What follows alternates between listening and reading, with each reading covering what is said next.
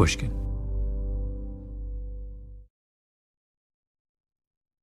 You called it a fairy tale. Yeah. Is there a fairy tale that you were inspired by? Which fairy tale is this? I don't know if there's one. I think the opening of the movie is, and this will just tell you the tone. There's a voiceover throughout the movie. Mm-hmm. And the opening shot is you're pushing in on this kennel in the middle of nowhere. And it's out in a field. And it's like there once was, an animal named Bandit. And the Bandit used to had dreams of blah, blah, blah, blah, blah. And you're pushing in until you get to this pit bull sitting at the center. And it's a thing of fighting pit bulls. And he named himself Bandit and you see a flash of a little boy that the dog had seen from his kennel far, far away playing with his puppy named Bandit. And Bandit had dreams of one day being that dog. And he hoped that one day someone would give him a chance and believe in him. And this dog trainer comes, the fighting trainer, and takes Bandit out and is like, come on, get out of here. And is dragging him along. And then he's like, but that's many, many years ago. And Bandit suddenly turns around and just fucking launches at his trainer and kills the dude. And at this point in Bandit's life, all Bandit ever wanted was just revenge, just bloody revenge for the life that he's lived. I'm not remembering it verbatim. It was a long time ago. But it's like, and all he wanted was just one shot just to get payback and nothing more. And then you just push in on him and he's just got blood down his neck.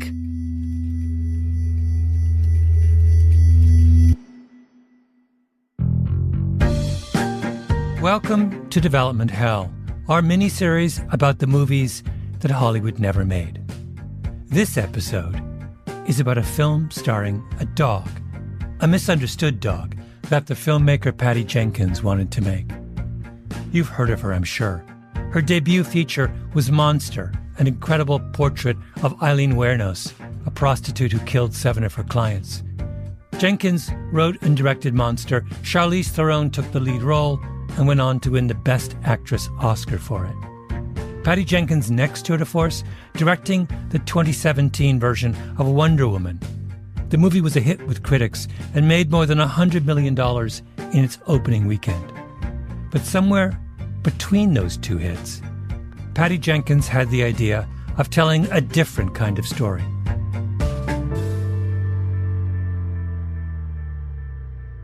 So, I became aware of these dog prison programs and started to really research them and watch them and came up with this story, which is kind of a fairy tale that takes place in a dog prison program where the lead character is the dog.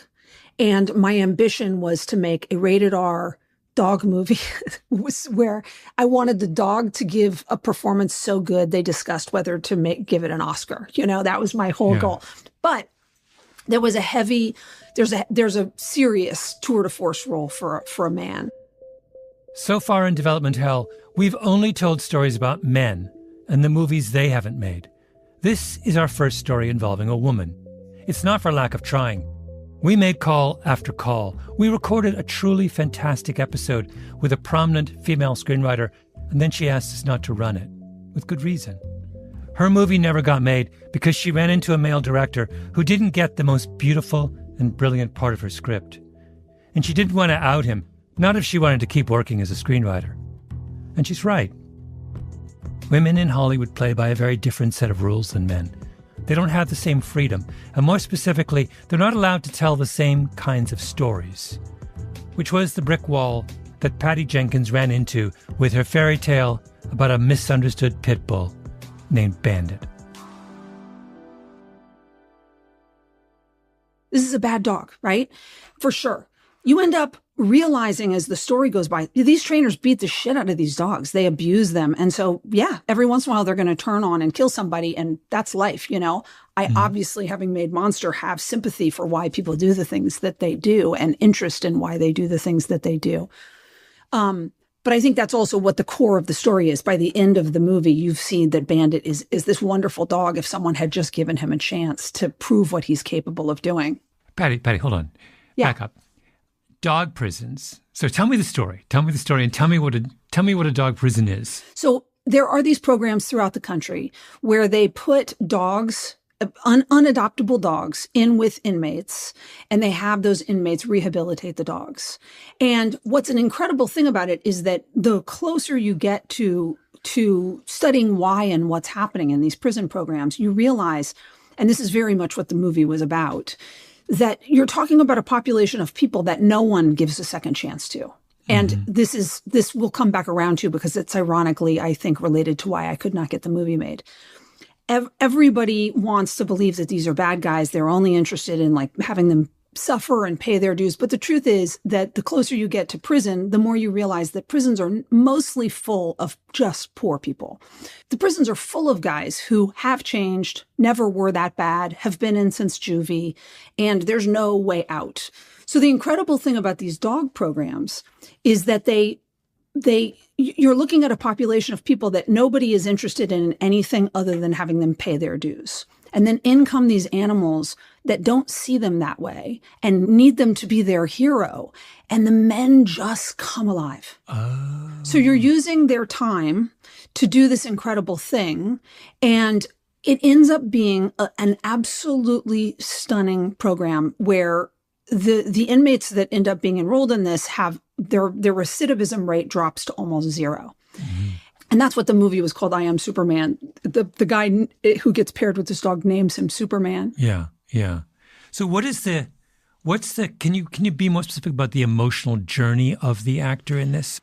The emotional journey of the actor is the last vestige of hope that they can get out and that they can have their life changed. And it's crushed when the prison shuts down the dog program and sends the dog away to be put down and all hell breaks loose. The journey of the actor is very much the journey that I've seen happen with many guys in prison, which is like, oh, I got tricked into thinking that I could get a GED and I could go and change my life. But the truth is, no, because even when you get out, nobody's really going to hire you. They're not going to give you a chance. They're not going to ever believe that you're different. They're only going to be interested in the tough guy that you were. And so what are you going to do? You're going to become a criminal again, because it's at least there's some integrity of being a bad guy. You know, like there's no integrity of being a loser. And so that's his journey. And it ends up going differently than that in the end, but only by a miracle.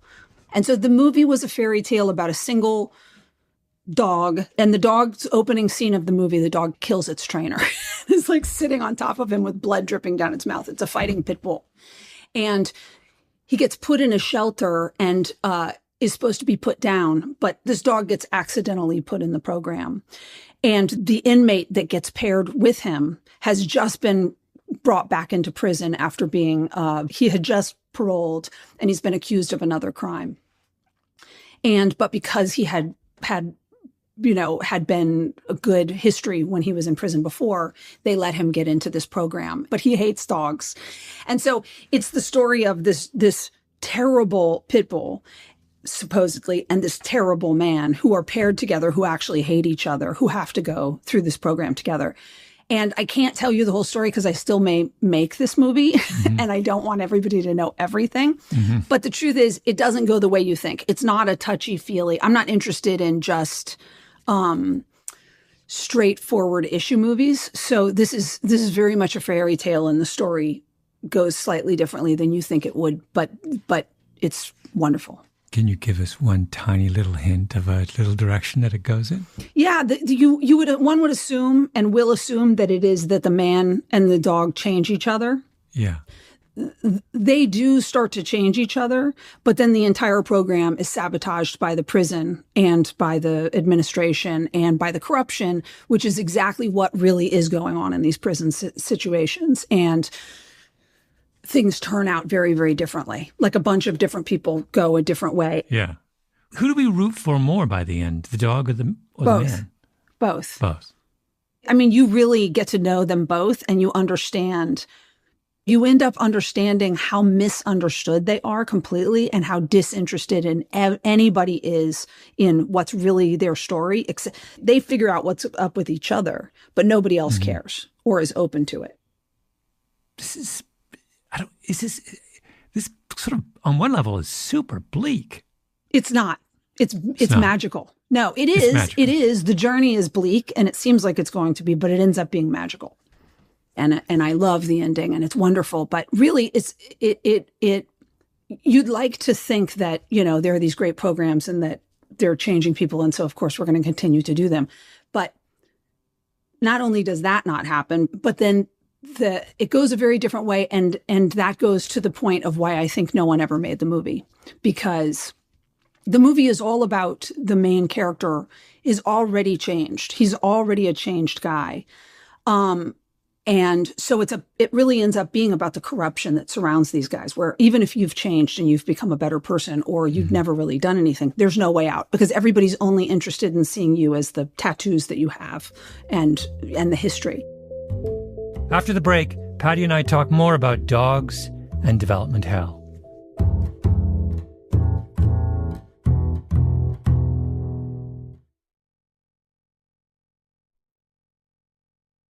We're back with Patty Jenkins.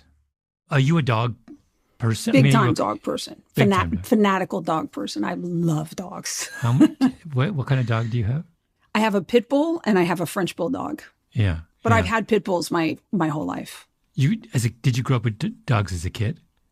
Sort of. I mean, I was always, my mom didn't want us to have a dog, but I was always finding a way to get dogs. Mm-hmm. And so, yeah, I had different dogs. And also my grandparents lived in Mississippi when I was young. And so I would spend every summer down there with them in Mississippi, and there were like 20, 30 pit bulls there. And this is kind of before pit bulls had this bad reputation. Mm-hmm. And so I grew up around pit bulls, and I understand them and know them and love them and think that they're so smart and interesting. And so that's another thing. An incredibly steadfast dog. Unbelievably. And by the way, it's not to say that there aren't some people breeding hyper aggressive ones. I've never been the person who says, oh, they're just like any other dog. They're dangerous dogs. You need to know what you're dealing with. If it does bite somebody, it can do a lot of damage. They're not very likely to bite somebody, and they are incredibly smart and independent and emotional dogs. They're one of the most intelligent breeds. Yeah. So how do you, first of all, when you conceive of a movie that hasn't both, whose principal characters are a person and an animal, what challenges does the dog present? Huge challenge. I mean, tell me about it. So this was part of what I was so excited and interested about. My goal was to get an honest performance out of a pit bull. They are incredibly emotive dogs. And so you can just read what's going on their face. So that got me really interested in, how do we do this? Not just having a trainer, be over here.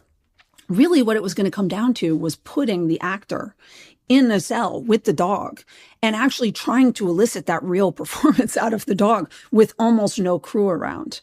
I was always, when we would talk about budget, I was saying, I want to get the tiniest crew, but I want to shoot a lot of days. And so it was just going to be slow to try to wait until you get that right expression out of the dog and elicit that actual performance from the dog. So what are you looking for from the dog specifically? It depends. It's a whole story. So you would need the dog to dislike the guy and be hostile. You'd need the dog to become curious and interested, but apprehensive. And then the dog to, start to fall in love with the guy. You'd need the dog to all kinds of things. He has to have a moment where he flips out. And so you would need everything. And that was going to be kind of the sport of it. But the whole time that you're trying to elicit a natural performance from the dog is aware that there's someone with a camera. Maybe, maybe not. So if you hid enough cameras around and left, like the way that they do like reality shows where there are cameras mounted all over the car and, or comedians in cars with coffee or like whatever. You can hide different cameras. I would shoot it differently than all of my other films because everything else I've done on film. And, it's a very, very big production. This I would actually be open to shooting digitally for this very reason, just so that I could get cameras everywhere. The other thing I wanted to do was I wanted to shoot it in a real prison with inmates as part of the crew.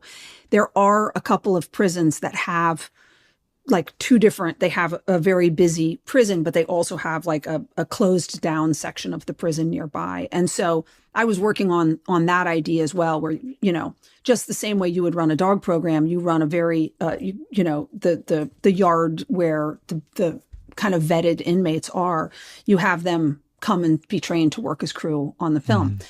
The problem is it becomes a little tough if there's lockdowns and things like that. And that happens all the time. But this was all I was going to try to figure out how much of it I could do that way. And what about the actor? The actor would have to be on board it would be a ride. It would be like a journey. You and that actor would be on a ride trying to figure out how to do this film together and try to figure out how they'd have to love dogs. They'd have to be interested in the endeavor.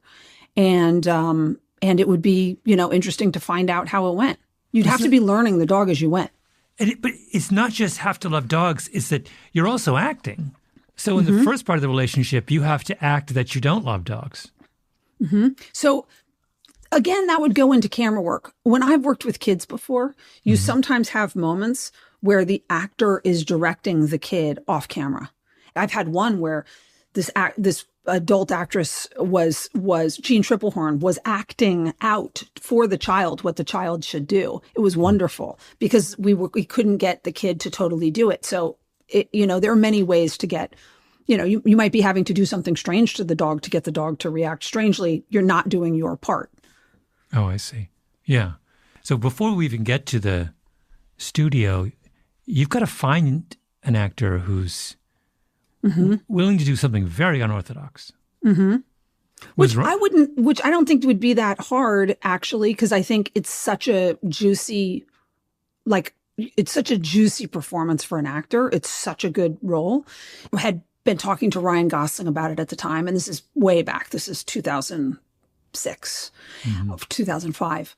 And then Ryan and I were going to sort of do it alternately off and on, but then he kept not being able to do it or wanting to do it because he wanted to go make money or various different things. And when I would try to go to other actors but Ryan Gosling, I would get the same sort of thing from the guys. They wanted to be tough and scary and stab somebody and whatever. And I thought that was such a telling thing that was a story people struggled to embrace, a non-redemption story about prison. That was the issue I had more of. Interestingly, when I tried to make the film, even the most liberal people in Hollywood and the most issue-y companies that make these films would always say, yeah, but can't he stab somebody at the beginning and be about his redemption? And I would say, no, you're very much missing the point of the movie. The point of the movie is that you're romanticizing prison. If you think it's a bunch of super dangerous people in there, it's not. I've walked around the main line of Folsom, of some of the most dangerous prisons in the country, and I'm not afraid at all because 99.9% of the guys are just sad. It's just a sad sack situation. It's very organized. It's just a warehouse for human beings with no way out. And that's what I found so fascinating about people not wanting to make it, is that no one's interested in the story about prison not being just, Yeah. So what's fascinating about the script is you begin, the very thing that makes it hard for the studio or an actor is what makes it so intriguing for an audience, because you're messing with our expectation about an animal movie.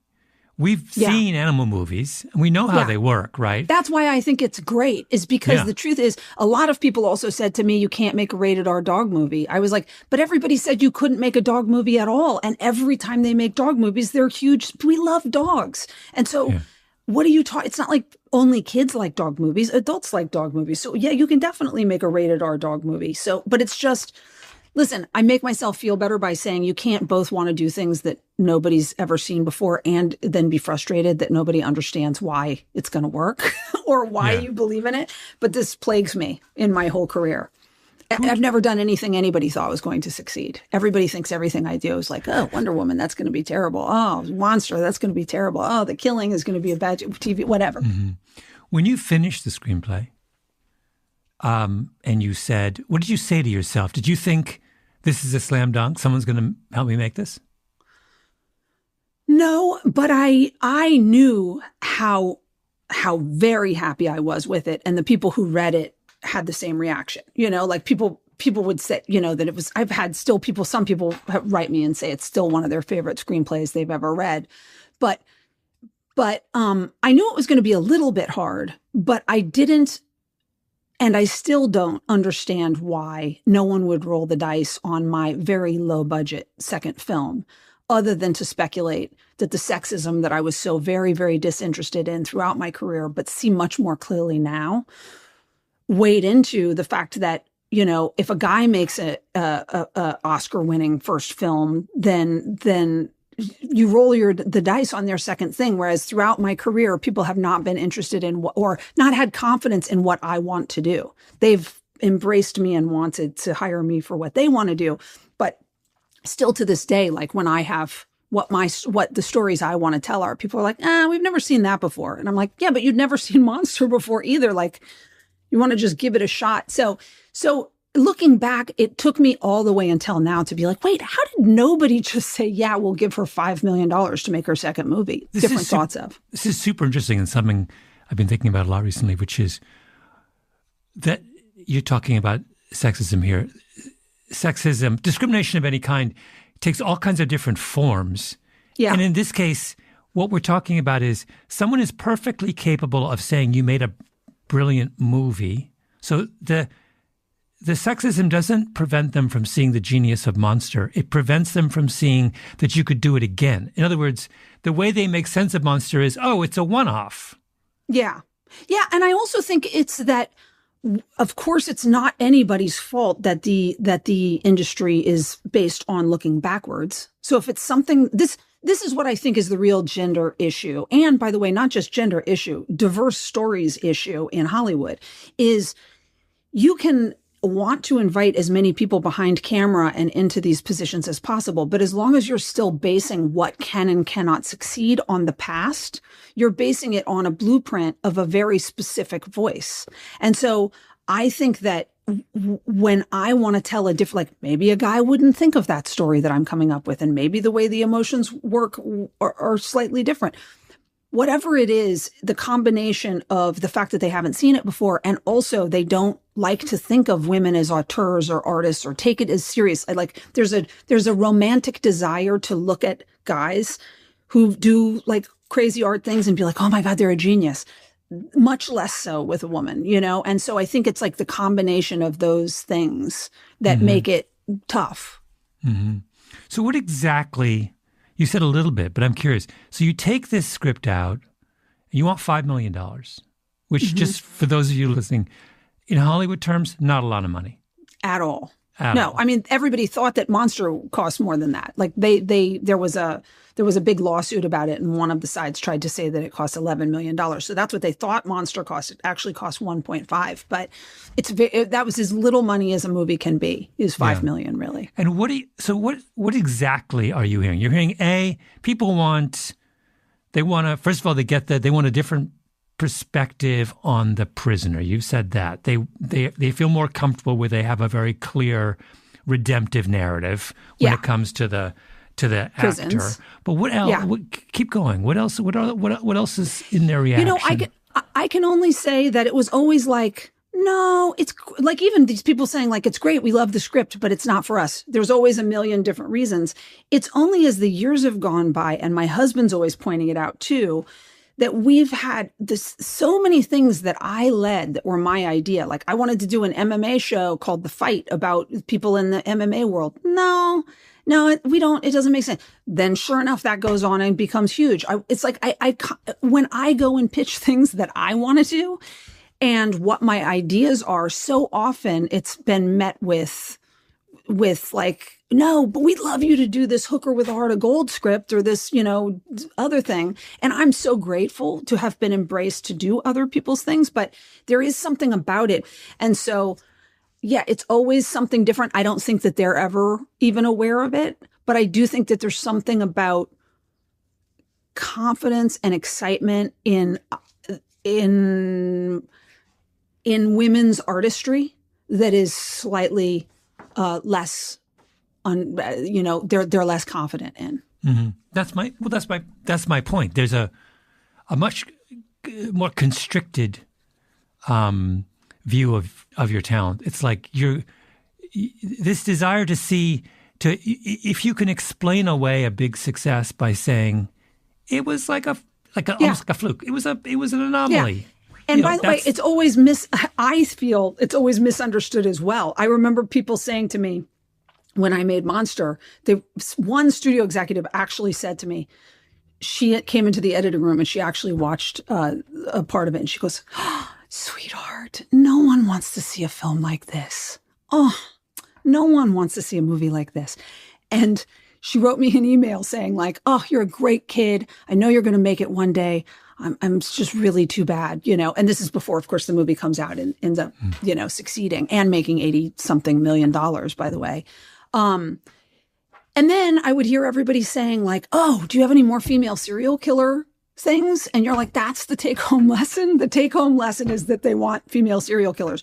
And the same thing I felt with Wonder Woman. I felt like Wonder Woman there was just so much emphasis on gender where it was like, oh, everybody wants to see a woman directing a woman's story. I'm like, is that it? It's not because of the movie. It's not the hero's journey. It's not, it's like, and then there are 100 women get women action things made on it's like, it's the wrong lesson.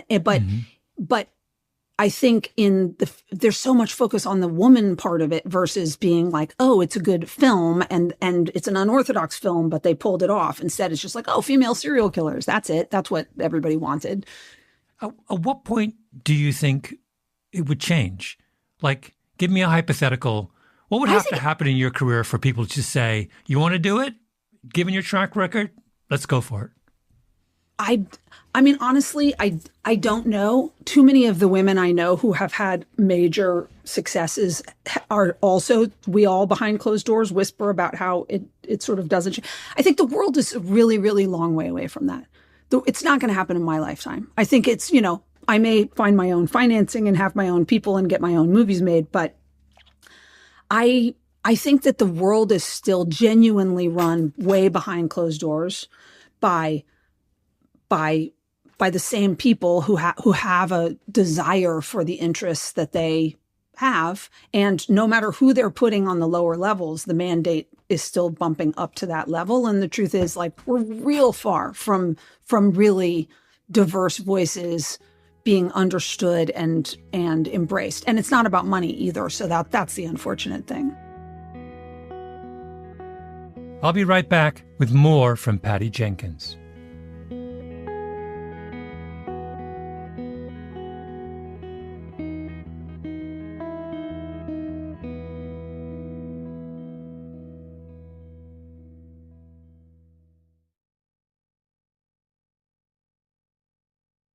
While Patty was telling me about her dog prison fairy tale, I kept thinking about what the story shares with Monster, how upbringing and events can conspire to wound people, or dogs, and shape what we expect from them. Monster and I Am Superman are both stories that ask us to look for nuance in some very dark places. Jenkins, I was thinking, seems compelled by these kinds of dark places. So I asked her about it. Where does this come from in you?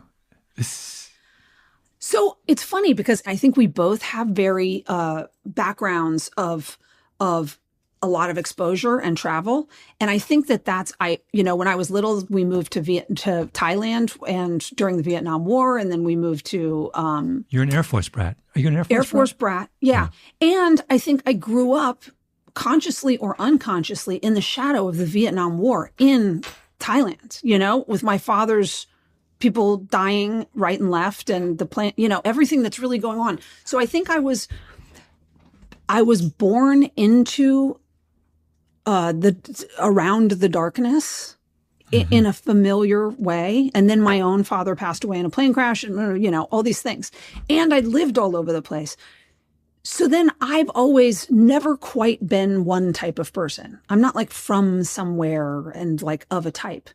And so I've always been curious in all types of people and what's going on with you. And I'm not daunted by the darkness.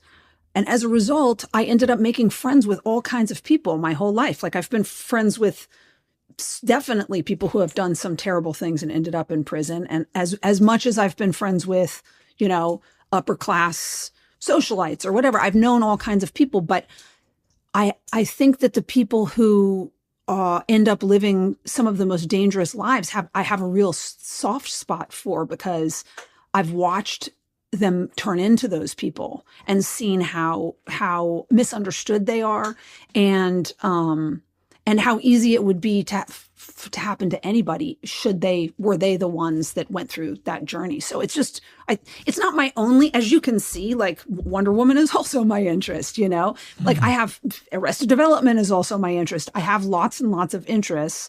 I think the reason I like such diverse work myself is because of what I just said. I'm not one type of person. I've had to learn how to live in different circumstances at different times. But these issues definitely are near and dear to my heart. And also, I think the most misunderstood because people have so little access to understanding these stories. Yeah. How old were you when your dad died? 7. Oh, wow. I always think about, in one of my books, I had a whole section on what all this work on what happens to people when they lose a parent at a young age. And it's this incredible study that was done in England of an extraordinarily high percentage of high-achieving people lost a parent in youth. And wow. The argument is that it has one of two effects. It's like Nietzsche, it's the Nietzschean thing. It either crushes you or it makes you stronger. You've gone through just about the most horrendous thing that can happen to a child. And if you can emerge from the other side of that, you're kind of toughened in some way. I'm just fascinated by how drawn you are to investigating this kind of darkness and finding some value in it. Mm-hmm. I think that's or some understanding. Well said. It's well said. Understanding. I think it's interesting to look back on this and how, first of all, it was the definitive event in my life was my father dying. It had a huge, huge influence on everything after, particularly in my youth. I think it was funny in watching Anatomy of a Fall this last year. What I thought was so interesting and illuminating to me was how condescending everyone is to the child about their understanding of what's going on. And that really rang true to me, where I think that a lot of people, even at our age, don't necessarily know how bad can be. Like, they just don't know. They haven't been close to it, to the worst possible thing that could ever happen to you happening. And when it happens to you as a child, you're obsessed with your parents at 7 years old. You are in love with them. And my father was like such a heroic figure, like taking off on his motorcycle every day and then flying off in his F4. It's like he was like a superhero in my life. So to have that happen and then tell me you'll never see him again, like it was such exquisite revealing of how bad the world can be. And now when I look back, I'm like, oh yeah, people are saying to you like, oh, every cloud has a silver lining, all these things, and you're like, I want to die. Like, you're done. You're suicidal, really. Your interest in this place is over. And I only now realize that looking back, I'm like, oh, all of these words and how I was probably being viewed as a 7-year-old is, she'll forget him, she'll get over him, and you're like, dude, I don't want to be here where that can happen at any moment. I don't trust any of this now. And so I think that it's a very interesting thing that you do have to kind of toughen yourself and learn how to exist in that world where that can, and I still really struggle with it. I really struggle with it as it relates to my child, where struggle I'm like, what's it? With the knowing how bad can be. Oh, I see. Yeah. Like knowing that we all feel like it's not going to be us and it can't really happen, but it really could, and it could happen at any moment and there's nothing you can do about it, Interestingly, I don't think I would be the director I am if my father hadn't died. And then I think Monster I made literally directly about the death of my father. It was about like, oh, okay, cool. Everything works out. Everything happens. Like the voiceover in that movie is saying everything, it's all these myths that she's heard throughout her youth. If you just love and believe in yourself, anything can happen. Nope, not for Eileen Warnes, So that it was a direct a chance for me to express how dark the world can be that people might not realize. And I think the driven part, what's interesting, I'd have to think about what I think it is that makes you driven. For me, I was I was passionate to take control of the narrative. And my original reason for wanting to be a filmmaker was that I thought that the stories were always going to be terrible in real life. So I was like, so I want to tell my story. I want to be the one who controls the story. So at least I can live a good outcome there, and I turned out to be pleasantly wrong that, I've lived a wonderful, knock on wood, life in so many ways. But yeah, I think it was like, it made me very, very driven. Mm-hmm. Mm-hmm. So now you want to take this story back out and try and do it again. Maybe. I haven't decided. Tell me how you would, knowing what you know. By the way, what you just said is incredibly. It's sort of it's I mean, it's really I mean, it's incredibly kind of moving. And honest about why you do what you do. What's interesting is that what is for most of us,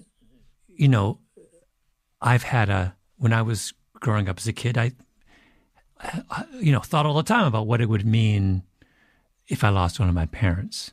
But it was an abstract thought. For you, it's real.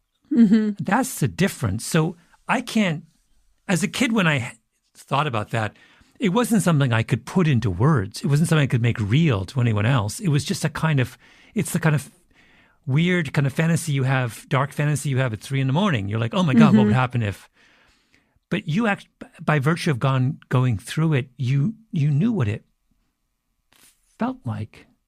Mm-hmm. But yeah, because after my father died, then my sister had the most beautiful friend, runaway boy who came and lived with us.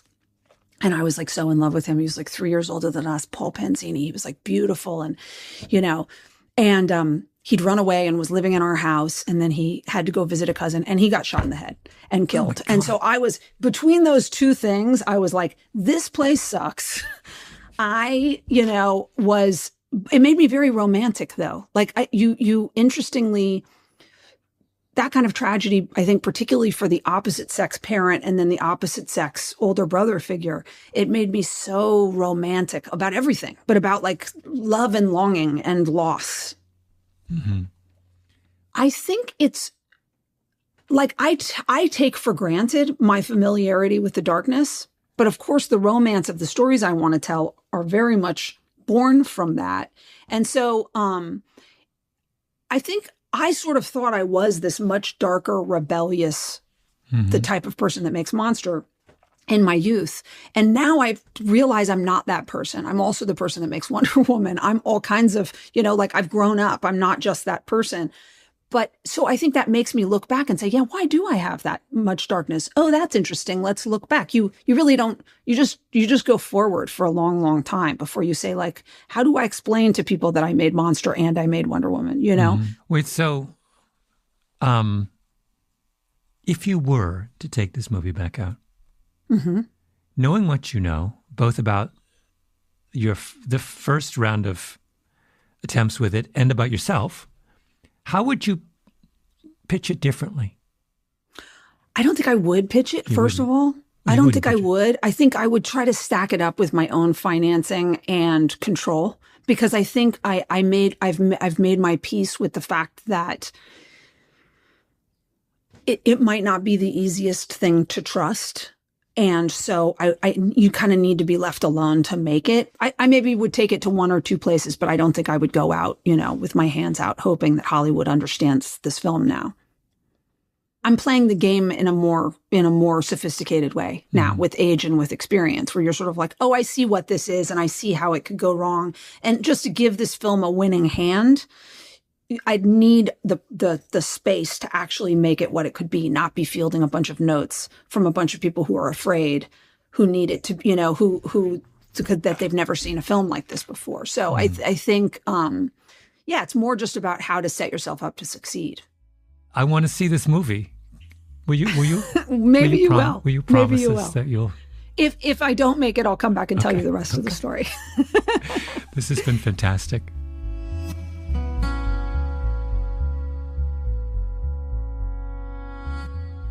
This episode was produced by Nina Bird Lawrence, with Tali Emlin and Ben Nadaf Haffrey. Editing by Sarah Nix. Original scoring by Luis Guerra. Engineering by Echo Mountain. Our executive producer is Jacob Smith. I'm Malcolm Gladwell.